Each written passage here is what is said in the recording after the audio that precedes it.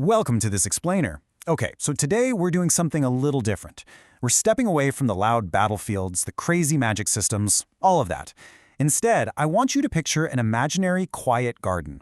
The dust is completely settled, the world is finally still, and fiction's greatest heroes have gathered around a single table, just to talk. What we're diving into today is a fascinating look at the profound evolution of the human heart, what actually happens to a person after the fight is over. So think about this. What if the truest anime hero is actually the one who suffers the most, but still manages to stay kind? This right here is the core thesis proposed by Himmel the Hero, and it's the hook driving our whole discussion. Look, we're not doing power scaling today. We're not arguing over who could beat who in a fight or who has the ultimate broken ability. We are exploring empathy. We're mapping out the actual timeline of a hero's internal growth. Because at the end of the day, the truest measure of a hero might literally just be their capacity to suffer deeply and then consciously say no to letting that suffering extinguish their kindness. Now, this kind of evolution doesn't just happen overnight, it happens in stages. And that brings us to stage 1, the wound. Pretty much every meaningful story out there kicks off with some kind of pain or loss, right? But the really vital lesson these heroes share is that pain, on its own, does not automatically grant you wisdom. You don't just suffer and then, boom, instantly level up as a human being. It doesn't work like that. The wound is literally just the starting line. It's the universe asking a really profound question. Okay, what will you become now? Which perfectly tees up this deeply emotional realization from Tanjiro Kamado. He says, "My pain did not make me kind. Pain only tested whether I would keep that kindness." Man, Tanjiro is acknowledging something so beautiful here. The family he lost, they were the ones who gave him his kindness in the first place. His immense grief, all that tragedy he went through, it didn't forge his compassionate heart out of thin air. Rather, that suffering was just this grueling, brutal test of his resolve to hold on to the love he had already been given. Now, what's really interesting about the contrast we're looking at here is how differently two characters can relate to trauma. Take Subaru Natsuki. For him, his desperate lessons literally come from repeated death and failure. Pain was this brutal mirror revealing his limitations and forcing him to actually start listening to the people around him. But then, look at Frieren, an immortal elf with a massive, long-term understanding of grief. She realizes that if she erased her pain, she'd basically just be thinning out her own memories. Because over centuries, pain doesn't just fade away. It changes shape. It softens to gently remind you of exactly what you loved and what you lost. So, pulling this all together, we arrive at a really powerful truth. Trauma and suffering, they're totally neutral in their outcome. They can just as easily lead a person down a dark path of cruelty, isolation, and bitterness as they can lead to compassion and deep empathy. Suffering isn't the teacher. The actual teacher, the ultimate lesson, always has to be an active, conscious choice made by the human heart after the pain has already happened. And that leads us right into the second stage of our hero's evolution. The label. We see society viewing these wounded individuals through a really harsh lens, which brilliantly illustrates the heavy, often totally unfair burden of just being different. Ramiro gets judged for being a slime, Nezuko is completely feared because of her demon curse, and Will is mocked relentlessly for lacking magic. I mean, before they even get a chance to speak, the world has already slapped a label on them, calling them monsters or failures based entirely on their outward differences, completely ignoring their actual character. Rimuru Tempest actually captures this injustice perfectly. He says, "A monster is often just someone seen from far away."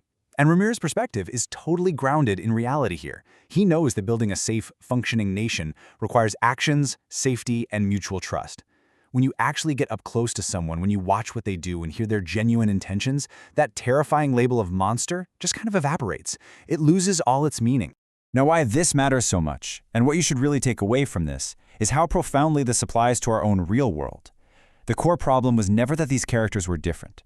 The real issue is a world that lazily confuses difference with inherent danger. True acceptance isn't about looking at someone and demanding they become perfectly normal or useful before you value them. Not at all. True acceptance means giving people the grace and the space to grow exactly as they are. All right, let's move into the third stage, the tether.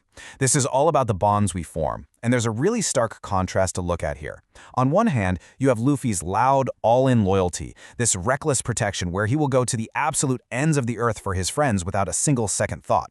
But then, juxtaposed right against that, you have Rem's incredibly hard-learned lesson about self-erasure. She serves as this really poignant warning that devotion, if it totally lacks self-respect, isn't actually heroic. It's really just a way for love to quietly turn into a prison of pain. Then we have Frieren, who offers us this beautifully quiet, totally grounded definition of loyalty. We're so conditioned by media to think of loyalty as, dramatically jumping in front of a magical blast. But Frieren reminds us that love really shouldn't wait for those massive life-or-death moments. More often than not, true protection is just daily patience. It's noticing when your friend is exhausted, setting honest boundaries, and just making sure the people you're following are actually walking in the right direction. So to act as the translator for this whole chorus of heroes, it really boils down to one singular truth. Love is absolutely not proven by losing yourself in someone else's story.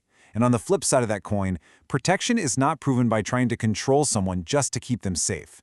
True friendship, the kind that actually survives secrets and fear, requires the immense courage and the honesty to remain fully human and fully independent together. Entering the fourth stage, we find the mask. This is where we really unpack the maturity of hidden strength. We've got Kiyotaka Ayanokoji utilizing this quiet advantage, where his calculated secrecy gives him total control over timing and strategy. But contrasting that is Roronoa Zoro, who operates purely on silent discipline. For Zoro, talk is cheap, right? Strength isn't about getting public recognition or applause. It's what remains when the cheering stops, proven entirely through quiet, relentless action. But here's the thing. Hiding massive strength or intelligence actually comes with a really severe risk, which Yuta Okotsu flawlessly addresses. He drops this incredible truth bomb about the absolute necessity of having heart. Hiding extreme strength just out of fear or wielding brilliant intelligence without any care for others is inherently dangerous. Because if you don't have genuine compassion to guide your power, well, that brilliance simply becomes empty and incredibly isolating. The core takeaway here, and it's a big one, is that the mind alone is capable of justifying absolutely anything. It is only compassion that steps in to stop strength and intelligence from becoming tools of cruelty. I mean, think about it. The quietest person in the room might be carrying this immense weight that everyone else secretly depends on. But it's only their humility, their empathy, that keeps them and everyone around them safe. So how do we actually define heroism at the end of the day? Well, it exists on this incredible spectrum, introducing us to our final stage, the legacy. On one end, you have Satoru Gojo representing macro-scale heroism, using literally godlike strength to protect the future, all while bearing the terrible loneliness of being at the absolute top. But then you have Usopp, who represents this highly relatable micro-scale bravery. For Usopp, courage is never fearlessness. Courage is your knees shaking, your voice cracking in pure terror, and choosing to stand there anyway. Himmel beautifully bridges this entire gap with his philosophy. Sure, saving a kingdom is great for the history books, but as he reminds us, a hero should never become too grand to kneel beside one single wounded person. Doing these great, earth-shattering deeds might save a city, absolutely. But it's the small, tender mercies, those quiet, gentle moments of human connection that actually save the memory of why that city mattered in the first place. Let's move to how this builds into Frieren's ultimate realization. Look at these quiet attributes of a true hero. It is not about casting the flashiest spell or swinging the biggest sword. No, heroism is keeping your kindness after going through crushing grief. Heroism is being called a monster by the world, but choosing to protect that world anyway. It's noticing a tired friend. It's speaking up even when you have a frightened voice. And, crucially, it's having all the power in the world, yet freely choosing mercy. Stacking up these everyday, quiet moments is what actually defines a hero. Synthesizing this entire narrative arc we've been on, we land on this definitive truth. Pain did not magically make these characters good. Being different or marginalized did not automatically make them noble. It was entirely their choices, day after day, moment after moment. Suffering simply does not get the final word in these stories, and it doesn't in our lives either. Our active, daily choices to be compassionate and brave are what truly matter. And that leads us to the end of our explainer today, leaving you with a really profound question to reflect on. Think about your own legacy for a second. When someone remembers you, long after the battles of your life have ended and you are gone, what will they remember?